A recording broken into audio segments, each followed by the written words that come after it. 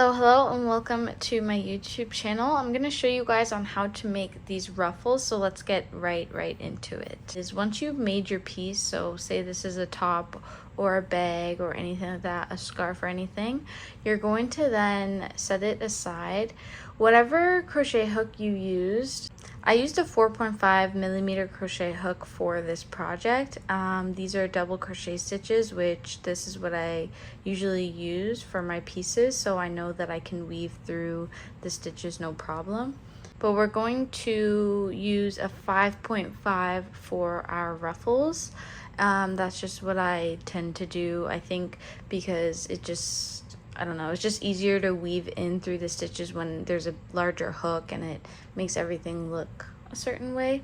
So once that's set, we have our new crochet hook. You're gonna grab your yarn that you want to use the ruffles for. I'm gonna use this purple one because it'll be easier for you to see what I'm about to show on this canvas. So what you're gonna do is you're gonna turn your work sideways. So here is the bottom of my work.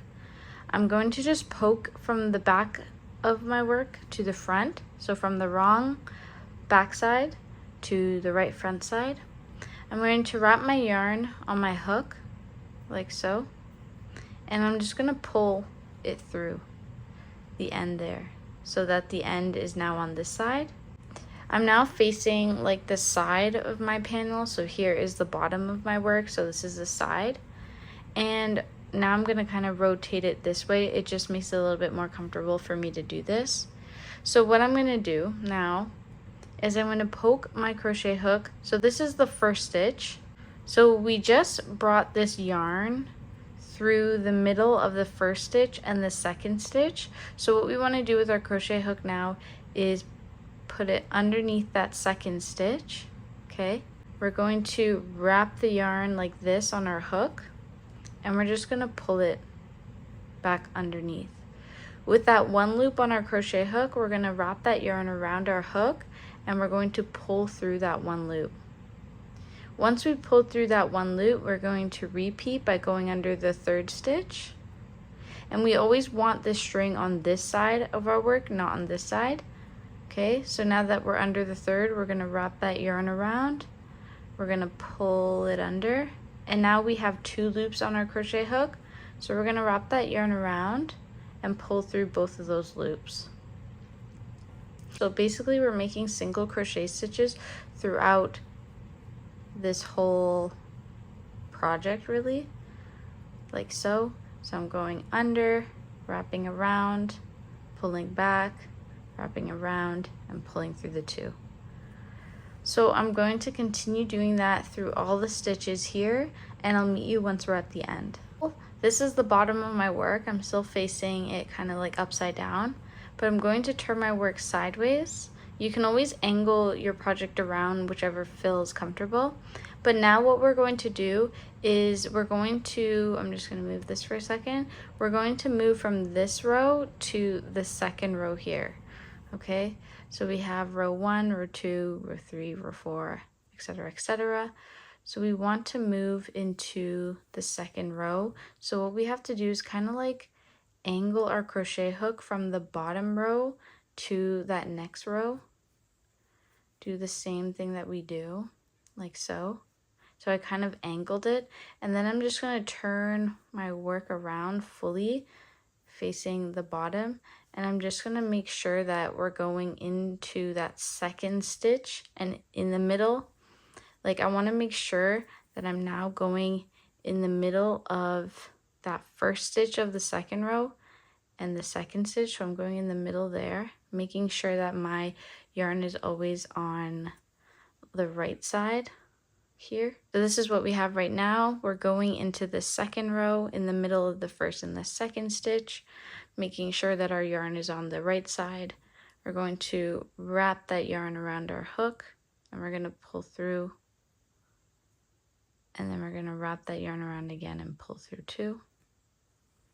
And now we are officially on that second row, and then you can literally just start weaving under those stitches like we are supposed to.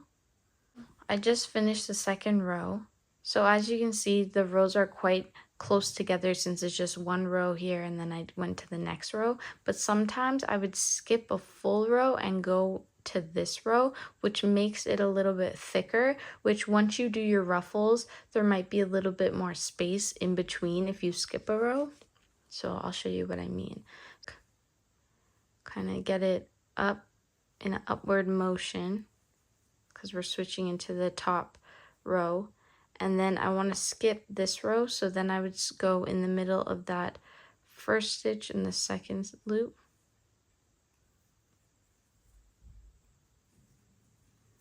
Like we did the last row, okay? And once that's all set and done, I could then start working on this row. So now that I have completed my rows that look like this, except for the one that I showed you here that I skipped, I'm going to show you now what to do. So we're going to make a double crochet stitch. So wrap that yarn around your hook, go into this top of the stitch there. So underneath those 2 loops, wrap that yarn, pull it forward, wrap around, pull through 2, wrap around, pull through, and I'll show that again. So we're going to wrap the yarn around our hook.